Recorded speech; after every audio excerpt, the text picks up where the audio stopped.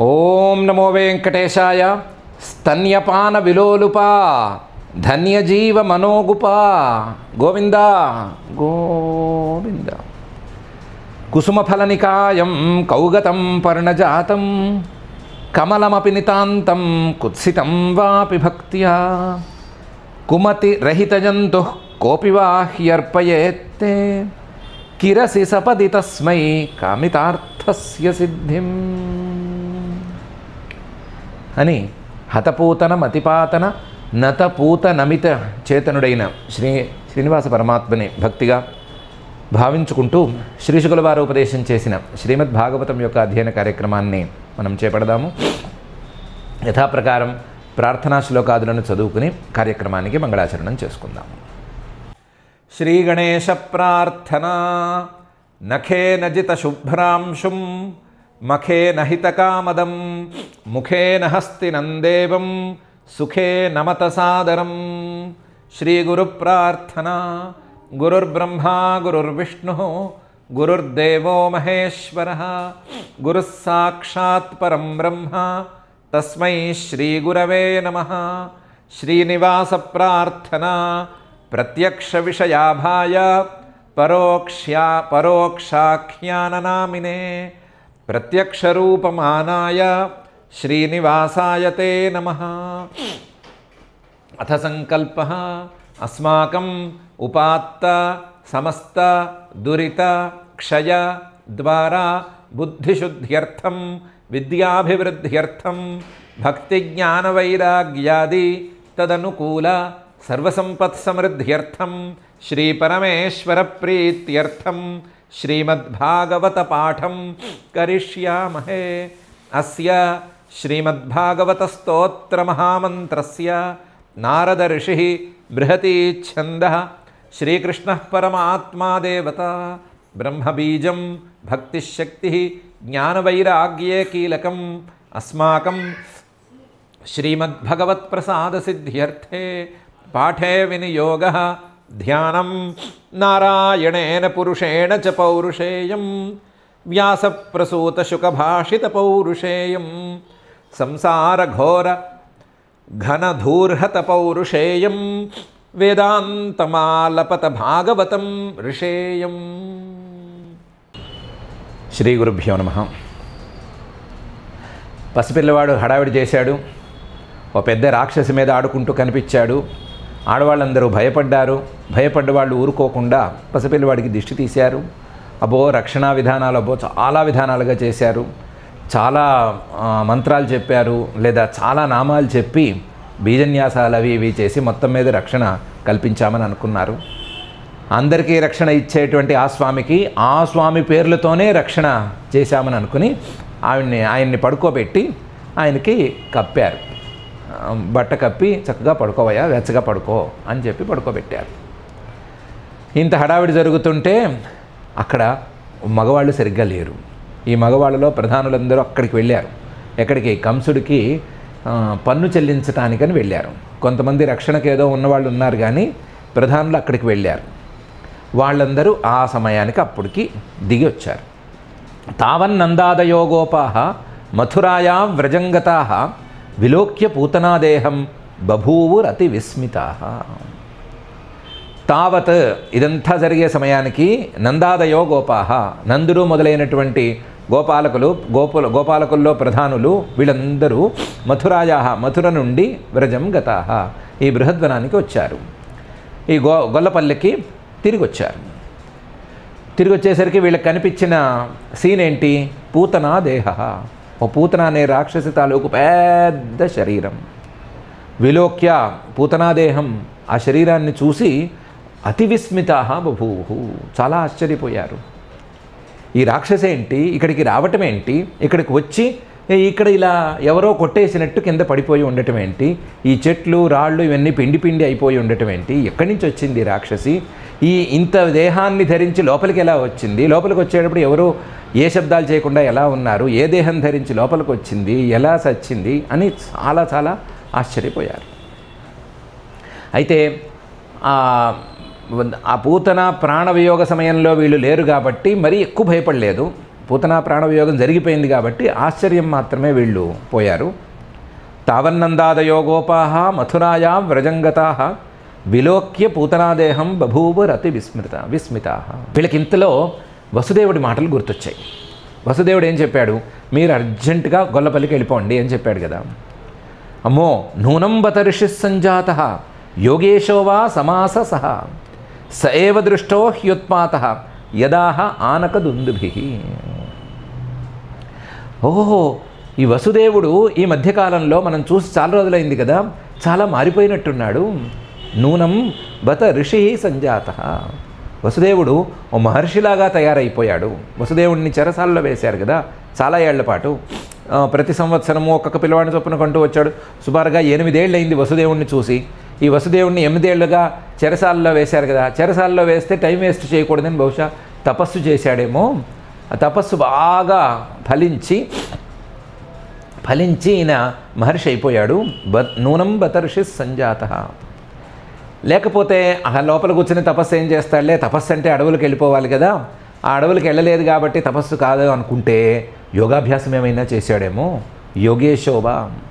ఇళ్లలో కూర్చుని యోగాభ్యాసాలు అవి చేసుకోవచ్చు, ఇబ్బంది ఏం లేదు. కాబట్టి ఇంట్లో కూర్చుని యోగాభ్యాసం చేసుకుని ఉంటాడు.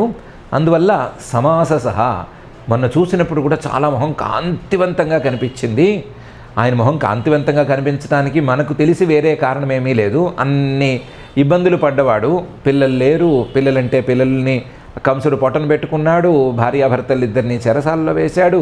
ఇలాంటి ఇబ్బందులు పడ్డవాడికి మొహంలో కాంతి రావటం అనేది వేరే కారణంతో కుదరదు. కాబట్టి సమాససః బాగా కాంతివంతంగా కనిపించాడు. కాబట్టి ఏదో యోగాభ్యాసమైనా చేసి ఉండాలి. పరమాత్మ ఆయనకి దర్శనం ఇచ్చాడు, దాంతో ఆయన ధైర్యంగా ఉన్నాడు, అందువల్ల కాంతివంతమైంది అని కనిపెట్టడం వీళ్ళ వల్ల అయ్యే పని కాదు కదా. అందుకని ఈ మాట అనుకున్నారు. యోగేశోవా సమాససః. ఆయన మొహం కాంతివంతం అవటం అలా ఉండని స ఏవ దృష్టో హ్యుత్పాతః. ఆయన మనకి మీరు ఉత్పాతాలు కనిపిస్తున్నాయి అర్జెంటుగా వెళ్ళిపోండి అన్నాడు కదా. స ఏవ దృష్టో హ్యుత్పాతః. ఆ ఉత్పాతమే కదా కనిపించింది ఇప్పుడు. యదాహ ఆనకదుందుభిః. అసలు ఆయన జన్మ సమయంలోనే ఏదో మహానుభావుడు పుట్టాడు అని పైనుంచి శబ్దాలు వచ్చినాయి అని చెప్తారు కదా. కాబట్టి ఆయన జన్మే తేడాగా ఉంది. జన్మలో కూడా ఈ 8 ఏళ్లలో ఇంకా తేడా వచ్చింది. ఏదో సాధన చేశాడు, అందువల్ల ఆయన మాటలు నిజమైపోయినాయి అని అనుకున్నారు. నూనం బత ఋషిః సంజాతః యోగేశో వా సమాససః స ఏవ దృష్టో హ్యుత్పాతః యదాహ ఆనకదుందుభిః. మాట్లాడుతూ కూర్చుంటే లాభం లేదు. ఈ కళేబరాన్ని ఇలాగే ఉంచేస్తే పిల్లలు చూసి భయపడతారు, మొదలు దీన్ని తొలగించండి అన్నారు పెద్దవాళ్ళు ఎవరో. ఆ పనిలో పడ్డారు.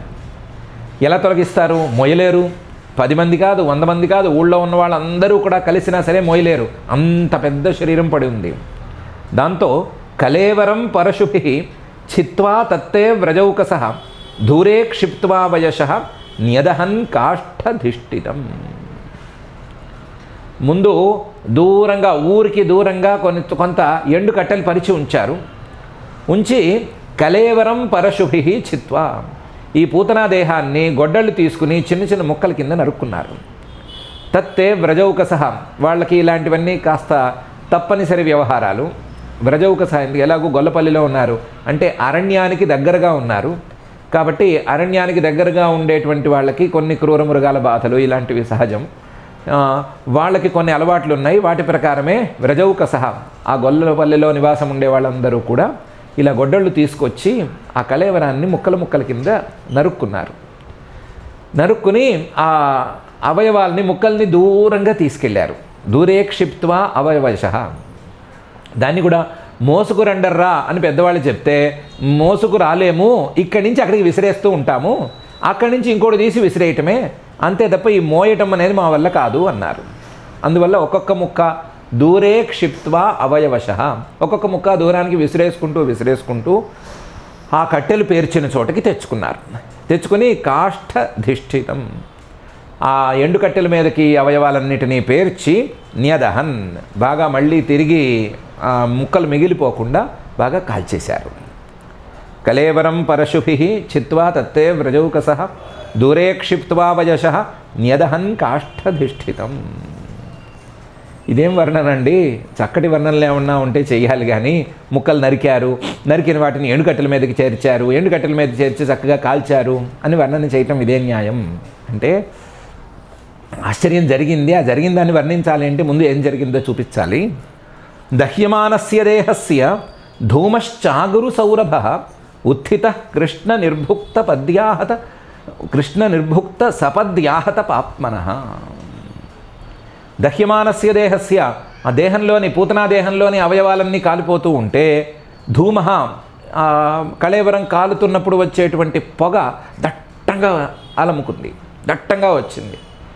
ఆశ్చర్యం ఏంటంటే ఆ దట్టంగా వచ్చినటువంటి పొగ అగురు సౌరభ, అగరువత్తి, మనకు భాషలో చెప్పుకోవాలి అంటే అగరవత్తి వెలిగిస్తే వచ్చేటువంటి మంచి వాసన వచ్చింది.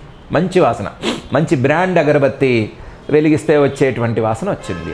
అగురు సౌరభ, సువాసన వెదజల్లింది ఆ ధూమం.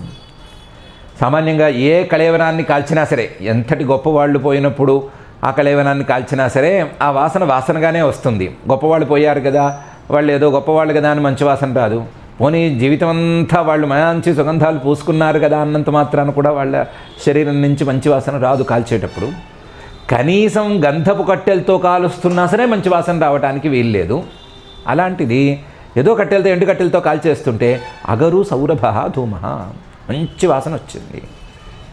ఉత్థిత, ఈ వాసన చూసి అందరూ పీల్చి ఏంటిది ఆశ్చర్యం అని ఆశ్చర్యపోయారు. ఎవరికి కారణం తెలియదు. కారణం ఒకటే, కృష్ణ నిర్భుక్త సపద్యాహత పాప్మనః. శ్రీకృష్ణుడు ఒక్క క్షణం ఆ పూతన తాలూకు స్తన్యాన్ని తాగి ఆవిడ్ని తన సేవకురాలుగా చేసుకున్నాడు. నిర్భుక్త, తన సేవకి ఆవిడ్ని వినియోగించుకున్నాడు. నిర్భుక్త అంటే తన భోగానికి ఆవిడ్ని వినియోగించుకున్నాడు అని చెప్పలేము, ఆయనకి భోగం అనేది లేదు కాబట్టి. తన సేవకు ఆవిడ్ని వినియోగించుకున్నాడు, లేదా తనకు సేవ చేసుకునేందుకు చిన్న అవకాశం ఇచ్చాడు. ఆ అవకాశాన్ని పొందినందువలన ఆ దేహానికి ఉండేటువంటి పాపాలన్నీ, లేదా ఆ దేహాన్ని అంటిపెట్టుకుని ఉన్న జీవుడికి ఉండే పాపాలన్నీ పోయినాయి. సపది, వెంటనే పోయినాయి. ఆహత పాప్మనః, మొత్తం ఆ పాపాలు సమూలంగా పెగిలించి వేయబడ్డాయి. అందువల్ల పాపం లేని అతి పవిత్రమైనటువంటి దేహం కాబట్టి శ్రీకృష్ణుడు తాకి తన సేవకు వినియోగించుకున్న, శ్రీకృష్ణుడంతటి వాడికే పాల చుక్కని ఇవ్వగలిగిన, ఆ పాలలో విషముందా ఇంకోటి ఉందా తర్వాతి మాట, శ్రీకృష్ణుడంతటి వాడికే పాలను ఇవ్వగలిగినటువంటి దేహం కాబట్టి ఆ దేహానికి ఇంత సద్గతి పట్టింది. దేహానికే ఇంత సద్గతి పట్టింది, జీవుడికి ఎంత సద్గతి పట్టింది అనేది వేరే సంగతి. దహ్యమానస్య దేహస్య ధూమశ్చాగురు సౌరభ ఉత్థిత కృష్ణ నిర్భుక్త సపద్యాహత పాప్మనః. దేహానికే ఇంత సద్గతి పడితే మరి దేహాన్ని అంటిపెట్టుకున్న జీవుడికో పూతన, లోకబాలగ్ని, రాక్షసి, రుధిరాశన, జిఘాంసయాపి హరయే స్తనం దత్వా ఆప సద్గతిం అని శ్రీశుకుల వారు చెప్తున్నారు. పూతన అనేటువంటి రాక్షసి లోకబాలగ్ని, లోకంలో చాలామంది పిల్లల్ని పొట్టన పెట్టుకున్నటువంటి రాక్షసి, రుధిరాశన, కేవలం రక్తాన్నే ఆహారంగా స్వీకరించినటువంటి రాక్షసి, జిఘాంసయాపి హరయే, శ్రీహరినే సంహరించాలని లోపలికి వచ్చినటువంటి రాక్షసి, అంత కోరికతో అందరినీ పొట్టన పెట్టుకుని రక్తం తాగుతూ, రక్తం మరిగిన రాక్షసిలాగా తిరుగుతూ శ్రీహరినే పొట్టన పెట్టుకుందామని లోపలికి వచ్చిన రాక్షసి కూడా హరయే స్తనం దత్వా, ఆ శ్రీహరికి స్తన్యాన్ని కాస్తంత ఇవ్వగలిగి సద్గతిని పొందింది. పూతన అనేటువంటి శరీరంలో ఉండే జీవుడు సద్గతిని పొందాడు. ఆ దేహంతో చేసిన పాపాలు, వెనకాల దేహాలతో చేసిన పాపాలు ఇవన్నీ పోగా హాయిగా పైకి వెళ్ళిపోయాడు. పూతన, లోకబాలగ్ని, రాక్షసి, రుధిరాశన, జిఘాంసయాపి హరయే స్తనం దత్వాప సద్గతిం. ఏంటి ఈ మాట చెప్పడం ద్వారా మీరు ఇవ్వదలుచుకున్న మెసేజు అంటే, కిం పునఃశ్రద్ధయా భక్త్యా కృష్ణాయ పరమాత్మనే యచ్చన్ ప్రియతమం కిన్ను రక్తాస్తన్ మాతరో యథా. ఏమీ వద్దనుకుని, లేదా చంపేద్దామని అనుకుని, విషం పోసేద్దామని అనుకుని వచ్చిన పూతనకే 2 బొట్లు పాలు ఇచ్చినందుకు ఇంత సద్గతిని ఇచ్చాడే ఆయన. అలాంటిది శ్రద్ధయ, ఆ పరమాత్మ అనేవాడు ఉన్నాడు. మనకి పరమాత్మ యొక్క సగుణ రూపం, నిర్గుణ రూపం అంతా అన్నీ ఉన్నాయి, అంతా ఉంది. ఆ పరమాత్మను ప్రతిపాదించేటువంటి వేదాలు సత్యాలు, నిత్యాలు, శాశ్వతాలు, అవన్నీ నిజాలే చెప్తాయి అనేటువంటి శ్రద్ధతో, ఆ వేదాలు ప్రతిపాదన చేసేటువంటి పరమాత్మతత్వం మీద ప్రేమతో, భక్తియా కృష్ణాయ మానవుల యొక్క మనసులని ఆకర్షించేసే, మానవుల యొక్క పాపాలను ఆకర్షించేసే, హరించేసేటువంటి పరమాత్మనే, ఆ పరమాత్మకి ప్రియతమం యచ్చన్, ఆ పరమాత్మకి ఇష్టమైనది కానీ లేదా ఆ పరమాత్మ కాకుండా తనకు ఇష్టమైనది కానీ ఏదైనా సరే ఇస్తూ పోతే, ప్రియతమం యచ్చన్ కిన్ను స్యాత్ కిం పునః, కిం పునః స్యాత్, అలాంటి వాడికి ఏం ఫలితం కలుగుతుందో కదా. ఈ పూతన అనే రాక్షసికి జ్ఞానం కలగలేదు కాబట్టి, కేవలం క్రియారూపమైన ఫలితం కాబట్టి పాపాలన్నీ పోయి ఏదో సద్గతిని పొందింది, అంటే పైకి వెళ్ళింది, ఏదో స్వర్గానికి వెళ్ళింది, స్వర్గం కాకపోతే వైకుంఠం దాకా ఎగిసింది అని చెప్పుకుంటాము. ఎవరైనా సరే తమకు ప్రియతమమైన దాన్ని గనక సమర్పిస్తే, లేదా పరమాత్మకు ప్రియతమమైన దాన్ని గనక సమర్పిస్తే వాళ్ళు జ్ఞానాన్ని పొంది అంతకంటే పెద్ద గతిని పొందుతారు అని వేరే ఏం చెప్పాలి. వాళ్ళకున్న శ్రద్ధ, వాళ్ళకున్న భక్తి, ఆ పరమాత్మకు కావలసిందేదో ఇవ్వటం అనేటువంటి తీరు, ఇవన్నీ కూడా వాళ్ళని పైకి తీసుకెళ్తాయని వేరే చెప్పాలా. రక్తాస్తన్మాతరో యథా, ఆయన మీద ప్రేమగా ఉండి, ఆయన పసిపిల్లవాడంటే ఏదో యశోదకి పిల్లవాడు, యశోద చూసుకుంటుందిలే, పిలిస్తే సహాయానికి వెళదాంలే అని అనుకోకుండా ఆ పిల్లవాడిని చూడ్డానికే మాటిమాటికి పరిగెత్తిన తల్లులు ఉన్నారు కదా. ఆ పిల్లవాడికి ఏం కష్టం వచ్చినా సరే మనం రక్షణ చేసేద్దాము, ఈ నామాలతో ఈ బొట్టు పెడదాము, ఆ నామాలతో ఆ బొట్టు పెడదాము, గోపుచ్ఛాన్ని తిప్పుదాము, దిష్టి తీద్దాము, అది తీద్దాము అని ప్రేమగా వెళ్ళిన తల్లులు ఉన్నారు కదా. వాళ్ళు ఏ గతిని పొందారో కదా. అలాంటి ప్రేమను గనక ఆ పరమాత్మ మీద పెంచుకుంటే ఎంతటి ఫలితాన్ని ఇస్తాడో కదా. మనకు చాలా ఇష్టమైనటువంటి అహంకారాన్ని ఆయనకి సమర్పిస్తే, అహంకారాన్ని ఆయనకి పూర్తిగా సరెండర్ చేసేస్తే ఆయన ఎంత ఫలితం ఇస్తాడో కదా. ఈ మెసేజ్ చెప్దామని ఈ మాటలన్నీ చెప్తున్నాను అని శ్రీ శుక్ల వారు అంటున్నారు. కిం పునఃశ్రద్ధయా భక్త్యా కృష్ణాయ పరమాత్మనే యచ్చన్ ప్రియతమం కిన్ను రక్తాస్తన్మాతరో యథా. ఆయన మీద భక్తి ఎందుకు, ఆయన మీద ప్రేమ ఎందుకు అంటే, ఆయన తనకు హాని చేద్దామనుకున్న వాడికి కూడా ఆ హాని చేద్దామనుకున్నాడు అనే అంశాన్ని పక్కన పెట్టేసేసి తనను స్మరించాడు. నాకు కదా హాని చేద్దామనుకున్నాడు, నన్ను కదా స్మరించాడు అని అనుకుని వాడిని కూడా అనుగ్రహించే స్వభావంతో ఉంటాడు కాబట్టి. పద్భ్యాం భక్త హృదయస్థాభ్యాం వంద్యాభ్యాం లోకవందితై అంగం యస్యా సమాక్రమ్య భగవాన్ అపిబత్ స్తనం. ఆయన పాదాలు అంటే సామాన్యమైన పాదాలా? లోకవందితైర్వంద్యాభ్యాం, లోకంలో అందరూ దండం పెట్టేటువంటి బ్రహ్మగారు, ఇంద్రుడు, ఇలాంటి మహానుభావులే ఆ పాదాలకు దండం పెట్టుకుంటారు. ఆ పాదాలను చూస్తే చాలు అని అనుకుంటారు. లోకవందితై వంద్యాభ్యాం, ఆ పాదాలని మనసులో ఉంచుకుంటే చాలు అని భక్తులందరూ తహతహలాడుతూ ఉంటారు. భక్త హృదయస్థాభ్యాం, భక్తులు ఎప్పుడూ హృదయంలో ఉంచుకోవాలి అని తపన పడుతూ ఉంటారు.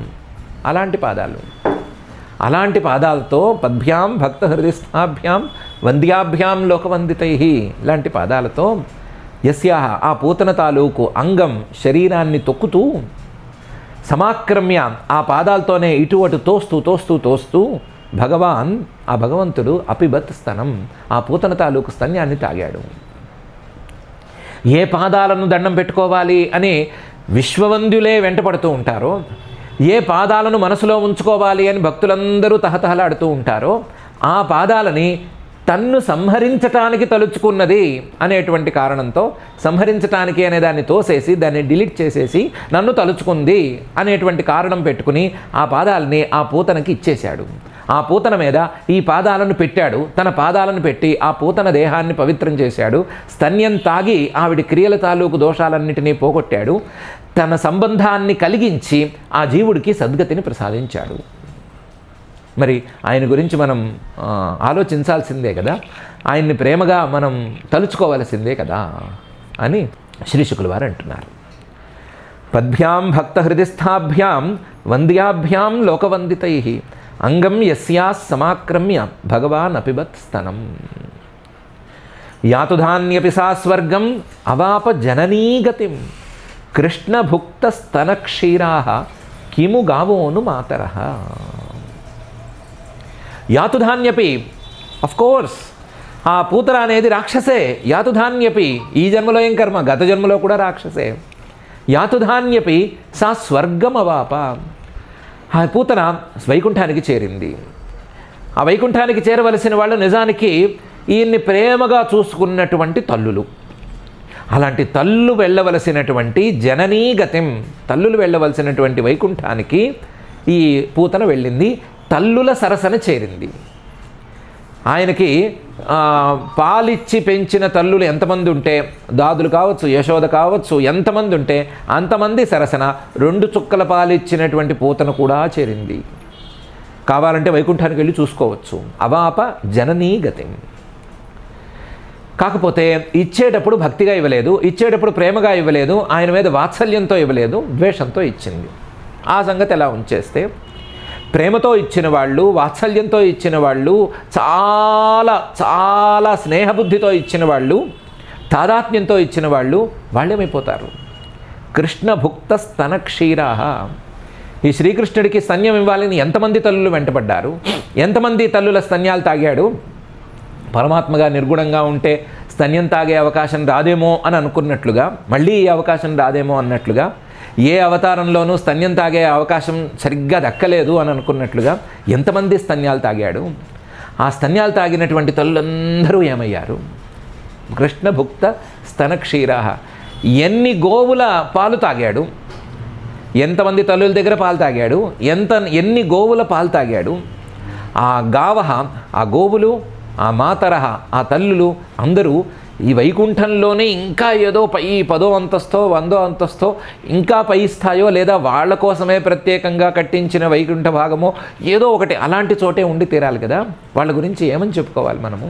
ఆయనతో సంబంధం ఉంటే చాలు వైకుంఠానికి తీసుకెళ్ళిపోతాడు అంటే, ఆయనతో మంచి సంబంధం ఉంటే ఆయన ఎక్కడికి తీసుకెళ్తాడు అని మనం ఏం చెప్పగలము? యాతుధాన్యపి సా స్వర్గం అవాప జననీగతిం కృష్ణభుక్త స్తనక్షీరాః కిము గావోను మాతరః. అసలు పయాంసి యాసామపిబత్ పుత్ర స్నేహస్నుతాన్యలం భగవాన్ దేవకీపుత్ర కైవల్యాద్యఖిల ప్రదః. ఎంతమంది తల్లుల దగ్గర తాగాడో, పయాంసి యాసామపిబత్, ఎంతమంది తల్లుల దగ్గర పాలు తాగాడో, తాగినవాడు పుత్ర స్నేహస్నుతాని, ఆ తల్లుల దగ్గర నుంచి వచ్చిన పాలు ఎలా వచ్చినాయని చూశాడు. ఎలా వచ్చినాయి అంటే, ఈ శ్రీకృష్ణుడిని నా పిల్లవాడు అని అనుకోవటం వలన, ఆ పుత్ర స్నేహం వలన ఈ పాలు వచ్చినాయి అని గమనించాడు. అలా వచ్చినాయా లేవా అని చూశాడు. పాలు ఉత్తునే రావు, ఆవులకే రావు, మనుషులకు ఎక్కడి నుంచి వస్తాయి? ఆ పుత్ర స్నేహం, పుత్రుడి మీద ప్రేమ అనేది కలిగితేనే పాలు కారుతాయి. అలా పుత్ర స్నేహంతో శ్రీకృష్ణుడి మీద, ఆ పరమాత్మ మీద పుత్ర స్నేహంతో పాలు కారితే వచ్చినటువంటి పాలను ఆయన తాగాడు. తాగేటప్పుడు ఆ స్నేహం ఉందా లేదా అని గమనించుకుని చూశాడు. గమనించుకుని చూసి ఆ స్నేహం ఎవరికైతే ఎక్కువ ఉందో, ఆ ఎక్కువ ఉన్న వాళ్ళకి, స్నేహం ఎక్కువ ఉన్న వాళ్ళకి ఎక్కువ ఫలితం ఇచ్చాడు. ఆ స్నేహం అనేది పూర్తిగా తాదాత్మ్యం అయిపోయి పూర్తిగా కలిసిపోయే స్థాయిలో ఉంటే కైవల్యం దాకా కూడా ఇచ్చేశాడు. కైవల్యం కూడా కొంతమందికి ఇచ్చేశాడు. భగవాన్ ఆయన సమర్థుడు, దేవకీ పుత్ర అవటానికి దేవకి ఒక్కతే తల్లి. కానీ ఆశ్చర్యం ఏంటంటే, ఆ దేవకి దగ్గర ఈయన పాలు తాగలేదు. ఆవిడ దగ్గర తప్ప మిగతా అందరి దగ్గర తాగాడు. ఎవరి దగ్గర తాగాడో వాళ్ళందరికీ సద్గతి ఇచ్చాడు. ఈ దేవకికేమో ఈ జన్మకి ముందే లేదా ఈ అవతారానికి ముందే ఎప్పుడో సద్గతి ఇచ్చే దిగాడు. దేవకికి సద్గతి ఇచ్చాడు, తనకి పాలిచ్చిన తల్లులందరికీ సద్గతి ఇచ్చాడు, తనకి పాలిచ్చినటువంటి గోవులన్నిటికీ కూడా సద్గతి ఇచ్చాడు. కైవల్యాద్ అఖిల ప్రదః. కైవల్యం ఏమిటి? కైవల్యం కట్టే తక్కువ స్థాయి ఫలం ఏంటి? ఇది అది అని లేకుండా అఖిల ఫలప్రదః, అన్నిటినీ ఇవ్వగలిగిన వాడు, అన్నిటినీ ఇచ్చాడు కూడాను. అన్నిటినీ ఇచ్చేటువంటి ఆ పరమాత్మని మనం ప్రసన్నం చేసుకోవటం అనేది బాకీ. ఆయన ప్రసన్నం అవ్వాలంటే వేరే ఏమి ఇవ్వక్కర్లేదు, అందరూ తల్లులైపోయి పాలు ఇవ్వక్కర్లేదు, అందరూ ఆవులై పాలు ఇవ్వక్కర్లేదు. ఆయన ఆ పాలిచ్చేటప్పుడు కానీ లేదా గోవులు పాలిచ్చేటప్పుడు కానీ మరొకటి ఇచ్చుకునేటప్పుడు కానీ చూసేది ఏమాత్రం స్నేహం ఉంది, ఏమాత్రం ప్రేమ ఉంది, ఏమాత్రం భక్తి ఉంది, ఏమాత్రం రతి ఉంది, లేదా ఏమాత్రం తాదాత్మ్యం ఉంది అనే చూస్తాడు.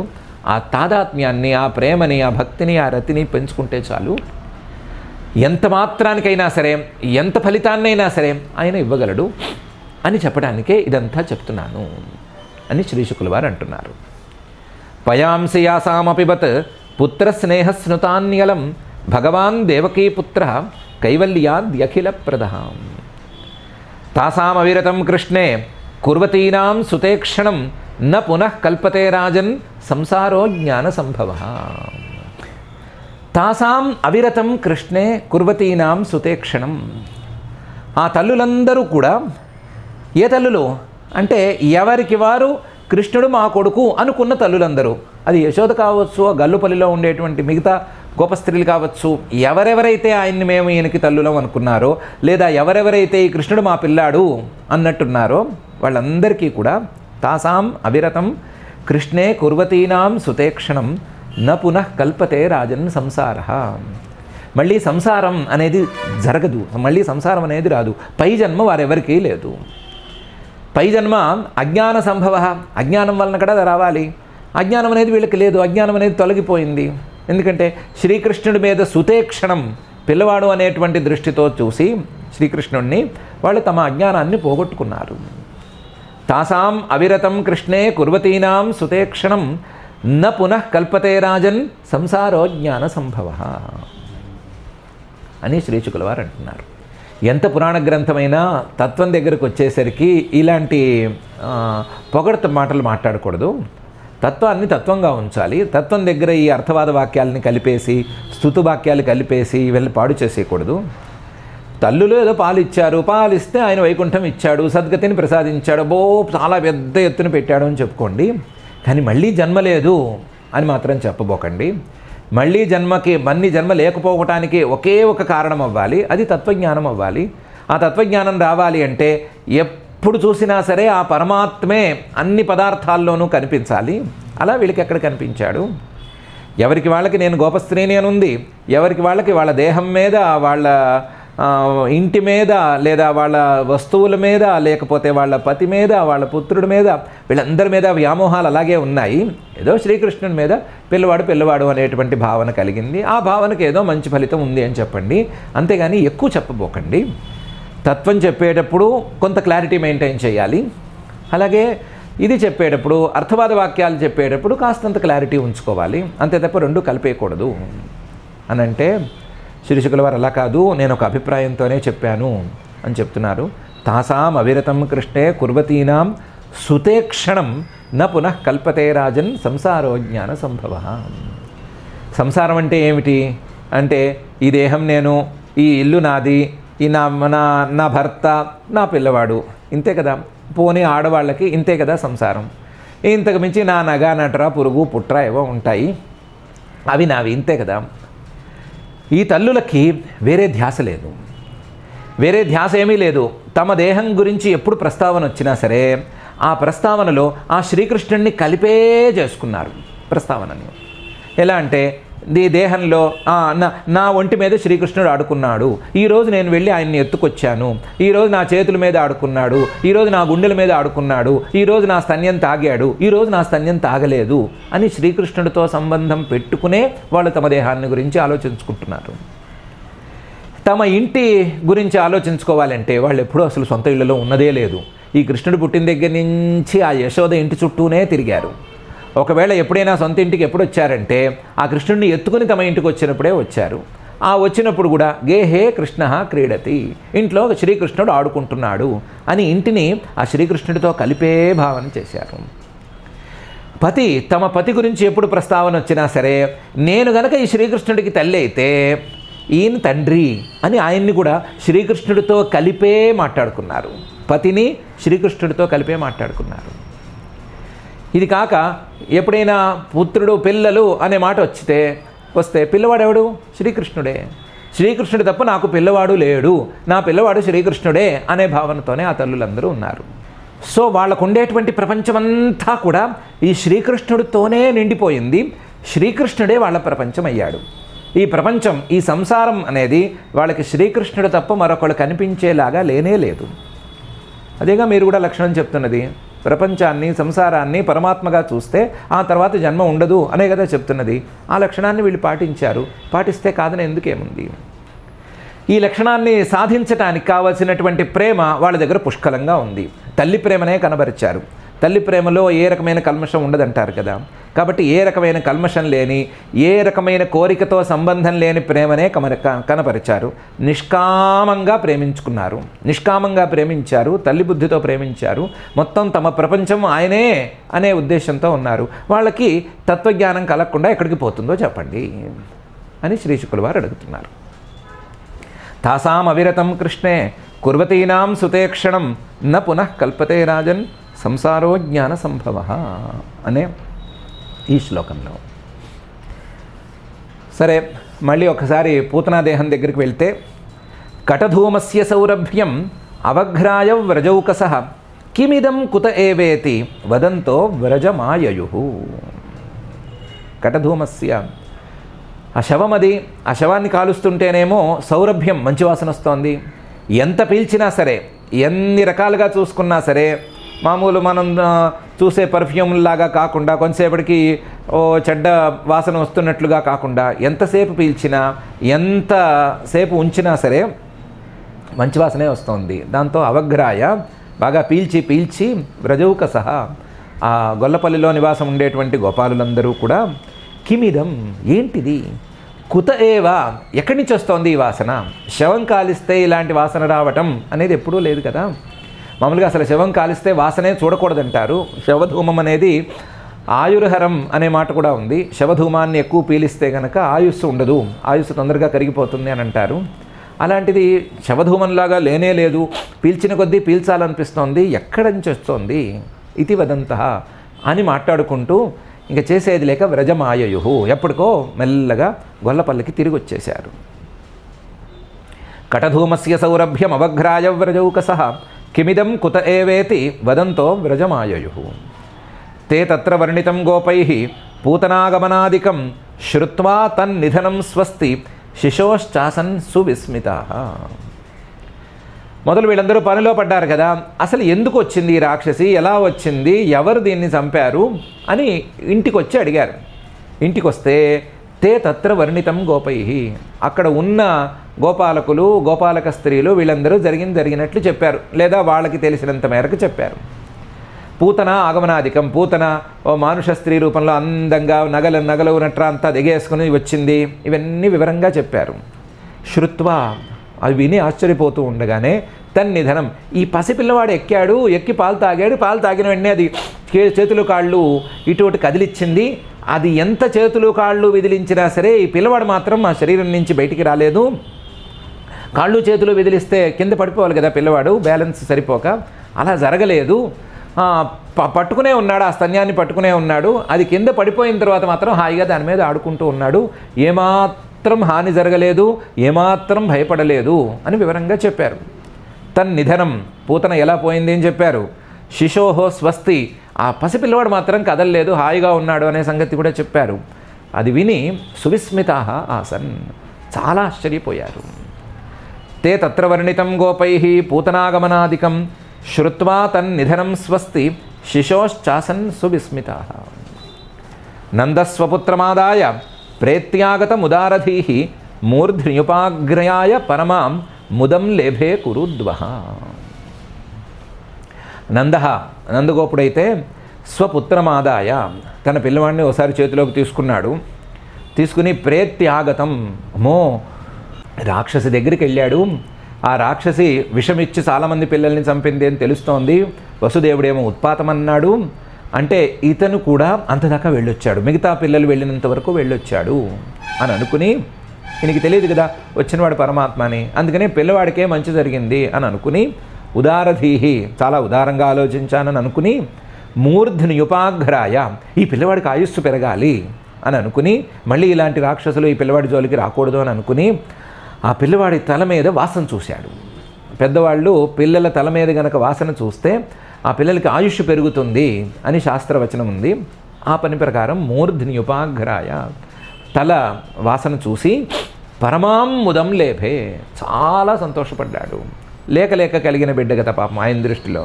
కాబట్టి పరమాం ముదం లేభే కురుద్వహ కౌరవుల్లో శ్రేష్ఠుడైనటువంటి ఓ పరీక్షిత్తు పాపం నందుడు ఏమీ ఎరగనివాడు, అందువల్ల ఈ రకంగా వ్యవహరించుకున్నాడు. నందస్వపుత్రమాదాయ ప్రేత్యాగత ముదారధీ మూర్ధ్నియుపాఘ్రాయ పరమాం ముదం లేభే కురుద్వహ ఏతత్ పూతనామోక్షం కృష్ణస్య ఆర్భకమద్భుతం శృణుయాత్ శ్రద్ధయా మర్త్య గోవిందే లభతే రతిం. ఈ పూతనావధని ఇంత విస్తారంగా ఎందుకు చెప్పానంటే, పూతనామోక్షం పూతన తాలూకు మోక్షం, ఆవిడ ఉన్న స్థితి నుంచి పై స్థాయికి ఎగసిపోవటం అనేటువంటి దాన్ని, కృష్ణస్య శ్రీకృష్ణుడి యొక్క ఆర్భకం పసిపిల్లవాడుగా ఉన్నప్పుడు చేసిన చేష్టలలో మొదటిదైనటువంటి దానిని, అద్భుతం ఆశ్చర్యకరమైన దాన్ని, ఏతత్ శృణుయాత్ ఎవరైతే వింటారో, అందులో వినేటప్పుడు శ్రద్ధగా ఉండి వింటారో అలాంటి మర్త్య మానవుడు గోవిందే లభతే రతిం ఆ గోవిందుడి మీద ప్రేమను పొందుతాడు. గోవిందుడి మీద ప్రీతిని పెంచడం కోసమే ఈ వృత్తాంతాన్ని చెప్పాను. పూతనని సంహరించాడు అనేటువంటి విషయం కోసం చెప్పలేదు. అసలు పూతనావధ అనే పేరు దీనికి పెట్టకూడదు. పూతనావధ అని పెట్టకూడదు, పూతనోద్ధారణం అని దీనికి పేరు పెట్టాలి. పూతన లాంటి రాక్షసినే ఉద్ధరించినటువంటి శ్రీకృష్ణుడు అనే పేరుతో దీన్ని పిలుచుకోవాలి. పిలుచుకుని దీన్ని గనక మనసులో పెట్టుకుంటే, పూతన లాంటి రాక్షసులనే ఉద్ధరించినవాడు, ఏమాత్రం మంచి భావం లేకుండా అయినా సరే తలుచుకున్నందుకే ఉద్ధరించినవాడు, మనం శ్రద్ధగా భక్తితో స్మరించుకుంటే మనల్ని కూడా ఉద్ధరిస్తాడు కదా, అలాంటి ఉద్ధరించేవాడే మనకు కావాలి కదా అనే అభిప్రాయంతో ఆయన మీద ప్రేమ పెరుగుతుంది. అలా పెరగటం కోసం ఈ వృత్తాంతాన్ని చెప్పాను. అంతే తప్ప మీ దేవుళ్ళు ఏంటి ఎప్పుడు చూసినా రాక్షసుల్ని చంపుతూ ఉంటారు, రాక్షసుల్ని సంహరించడమే పనే, మా దేవుళ్ళలాగా శాంతితో ఏం చేయలేరా అనే పిచ్చి ప్రశ్నలు వేయకూడదు. ఏ దేవుడైనా సరే ఏం చేస్తాడంటే, వాళ్ళు ఉన్న స్థాయి నుంచి కొంచెం పై స్థాయికి తీసుకెళ్ళాలి అంటే ఏం చేయాలో చూసి చేస్తాడు. దేవుడైతే ఈ పని చేస్తాడు, దేవుడు కాకపోతే ఏం చేస్తాడో మనకు కూడా తెలియదు. కానీ దేవుడైతే మాత్రం ఈ పనే చేయాలి, వాళ్ళు ఉన్న స్థాయి నుంచి పై స్థాయికి తీసుకెళ్ళాలి. ఓ తల్లి కొట్టినట్టు దెబ్బ వేయచ్చు, లేదా తండ్రి పీకినట్టు పీకుడు పీకచ్చు, వాటిల్లో తప్పేం లేదు. అతనికి హాని కలగకుండా చూడాలి, ఆ జీవుడికి హాని కలగకుండా చూడాలి. దాని ప్రకారం చేస్తున్నాడు అని తెలియటం కోసమే, ఆ ప్రీతి భగవంతుడి మీద కలగటం కోసమే, భగవంతుడు చేసే ప్రతి పనిలోనూ జీవోద్ధరణ ఉంటుంది అనేటువంటి భావం కలగటం కోసమే, అలాంటి పిచ్చి ప్రశ్నలకి సమాధానాల్ని ఎవరికి వారు వెతుక్కోవటం కోసమే ఇదంతా వివరంగా చెప్పాను అని శ్రీశుకుల వారు చెప్తున్నారు. ఏతత్ పూతనామోక్షం కృష్ణస్య ఆర్భకమద్భుతం శృణుయాత్ శ్రద్ధయా మర్త్యో గోవిందే లభతే రతిం అని. అభిజ్ఞవర్గాల భోగట్టా ప్రకారం ఈ పూతన అనే ఆవిడ రాక్షసే, గత జన్మలోనూ రాక్షసే, బలిచక్రవర్తి గారి కుమార్తె. ఈవిడి పేరు ఆ జన్మలో రత్నమాల అని పేరు. ఈ రత్నమాల వామనావతారాన్ని చూసింది, వామనావతారంలో పరమాత్మ రావటాన్ని చూసింది. అప్పటికి ఆయన ఏదో 5-6 ఏళ్ల చిన్న పిల్లవాడు, పొట్టివాడు, బుడతడు. ఆ పిల్లవాడిని చూసి, ఆ పిల్లవాడి నవ్వులు చూసి, ఆ పిల్లవాడి అందాన్ని చూసి, అరెరెరెరే ఇలాంటి పిల్లవాడు నాకు తగిలితే, లేదా ఈ పిల్లవాడు పసితనంలో నాకు తగిలి ఉంటే కాస్త పాలిచ్చి ఉందును కదా నేను అని అనుకుంది. అలా ఎందుకు కలిగిందో, అంత రాక్షసికి ఎందుకు కలిగిందో తెలియదు, కానీ ఈ భావం కలిగింది. కలిగినందుకు, పాలివ్వాలి అనేటువంటి భావన కలిగినందుకు ఆయన ఈ గతి ఇచ్చాడు. పాలిచ్చే పరిస్థితినే తీసుకొచ్చాడు. చేసేదేం లేదు, ఆ జీవికి ఏమాత్రం సంస్కారాలు ఉన్నాయో తెలియదు. గత జన్మలో కూడా బలిచక్రవర్తి తన తండ్రిని ఆవిడ ఏమాత్రం అనుసరించిందో తెలియదు. తండ్రిని ఏమన్నా వ్యతిరేకించేదో, లేకపోతే తండ్రితో పోరాడేదో, మనం మిగతా వాళ్ళందరినీ ఏదో ఒకటి చేయాలని బలవంత పెట్టేదో, రాక్షస స్వభావంతో ఉండేదో ఏంటో మనకి తెలియదు. తల్లిదండ్రులు బాగున్నంత మాత్రాన పిల్లలందరూ సంస్కారవంతులైపోవాలనే నియమం కూడా ప్రతి చోట కానరాదు. తల్లిదండ్రులు బాగుంటే పిల్లలు సంస్కారవంతులు అవ్వాలి అని ప్రయత్నం చేయాలి అని తల్లిదండ్రులకి చెప్పేట్టు ఉంటుంది, కానీ పిల్లలు సంస్కారవంతులే అయిపోవాలి అనే నియమం చెప్పడం చాలా కష్టం. కాబట్టి బలిచక్రవర్తి, వింధ్యావళి అంత గొప్పవాళ్ళైనా వాళ్ళకి ఇలాంటి రత్నమాల అనే కూతురుందో, లేదా రత్నావళి కాక వింధ్యావళికి కాక మరొక రాక్షసికి కూతురో సరిగ్గా మనకు తెలియదు, కానీ ఆవిడకి మనసులో ఇలాంటి భావన అయితే కలిగింది. ఆ భావనకి ఫలితాన్ని ఈ జన్మలో ఇలా పొందింది. ఆ భావనకు ఫలితంగా భగవంతుడికి స్తన్యాన్ని సమర్పించుకునేటువంటి అవకాశాన్ని పొందింది. తన మిగతా సంస్కారాలను జత కూర్చొని రాక్షసిగా వచ్చినా సరే ఆ పనే చేసింది. ఆ పనే చేసి మాత్రం దానికి ఉత్తమమైన ఫలితాన్ని పొందింది అని అభిజ్ఞ వర్గాల భోగట్ట. దాని ప్రకారం చూసుకున్నా సరే ఈ ఎలివేషన్ ప్రాసెస్ అనేది మాత్రం జరిగింది అని తెలుస్తోంది. అలాంటి అవకాశం రాక్షసులకే ఉన్నప్పుడు మనలాంటి మానవులకి, సామాన్యులకి శ్రద్ధ, విశ్వాసం, ఆస్తిక్య బుద్ధి ఇవన్నీ ఉన్న వాళ్ళకి ఎందుకు కలగదు అనే ఒక విశ్వాసం కలిగించడానికి కూడా శ్రీ శుకుల వారు ఈ వృత్తాంతాన్ని ఇంత వివరంగా చెప్పారు. చెప్పి ఈ దశమ స్కంధంలోని 6వ అధ్యాయాన్ని ఇక్కడికి పూర్తి చేసేశారు. కథాగమనం ప్రకారం అందంగా చెప్పుకోవాలి అంటే శ్రీధర స్వామి వారు చెప్పినట్లుగా అత్తుం దైత్యకులానీశ పూతనాయా శిశుచ్ఛలాత్ స్తన్యాపేషణత ప్రాణై ప్రాణాహుతిమకల్పయత్. ఆయన సంహార రూపం అని కదా వసుదేవుడు కూడా చెప్పాడు. శ్రీకృష్ణుడు అనేది పరమాత్మ యొక్క ఒక సంహార రూపం. ఒక కోణంలో చూసుకుంటే సంహార రూపం. సంహార రూపం అంటే ఏంటి? మొత్తం అందరినీ తినేయడానికి వచ్చినవాడు. ఇంత పెద్ద తిండి కోసం వచ్చినవాడు ముందు ఏం చేయాలి అంటే, భోజనానికి కూర్చుంటే ఏం చేయాలి? ముందు అవపోషణం అని చేతిలో నీళ్లు పోసుకుని ఓ చుక్క నీళ్లు తాగాలి. తర్వాత ప్రాణాహుతులు వేసుకోవాలి. ప్రాణానికి ఒకటి, అపానానికి ఒకటి అని 5 ఆహుతులు వేసుకోవాలి. ఆ పనే ఇక్కడ చేశాడు ఈయన. దైత్యకులాన్ని మొత్తాన్ని తినటానికి కూర్చుని ఈ భూమికి వచ్చి కూర్చుని ముందు ప్రాణాహుతులకు ముందు అవపోసనంలాగా పూతన తాలూకు క్షీరాన్ని 2 చుక్కలు తాగాడు. పూతన స్తన్యాన్ని 2 చుక్కలు తాగాడు. తాగి ప్రాణాహుతుల కింద ఆవిడ పంచప్రాణాలని ఆహుతుల కింద వేసేసుకున్నాడు. ఆవిడ పంచప్రాణాలు ఈయనకి ఆహుతులైపోయినాయి. ప్రాణం కోసం ఆహుతి కాదు, ఆవిడ ప్రాణాన్నే తీసుకుని ఒక ఆహుతిగా, అపానాన్ని తీసుకుని ఒక ఆహుతిగా ఆవిడ ప్రాణాలన్నిటినీ పీల్చేసేసి ఆవిడ్ని పరలోకానికి, పైలోకానికి పంపించేసేసి మిగతా రాక్షసుల్ని వాళ్ళ పని పట్టడానికి సమాయత్తమయ్యాడు. వాళ్ళని కూడా మింగేందుకు సమాయత్తమయ్యాడు అని ఒక కథాగమనం ప్రకారం చూసుకోవచ్చు. రెండవది, ఎవరైనా సరే ఆయన్ని గనక తలుచుకుంటే వాళ్ళకి సద్గతిని ఇవ్వటానికి సమాయత్తమయ్యాడు. తన అవతార ప్రయోజనాన్ని మొదటి దశ నుంచే, అంటే అతి బాల్యపు దశ నుంచే మొదలు పెట్టేసేసాడు అనైనా చెప్పుకోవచ్చు. ఏ రకంగా చెప్పుకున్నా సరే అందరినీ ఉద్ధరించడానికి వచ్చినటువంటి ఆ పరమాత్మ ఉద్ధరణ కార్యక్రమాన్ని మొదలుపెట్టాడు అనేది ఈ అధ్యాయంలో ప్రధానమైతే, ఈ అధ్యాయం 6వ అధ్యాయం ఇక్కడికి పూర్తయిపోయింది. మనం చెప్పుకోవాల్సింది ఏమీ లేదు.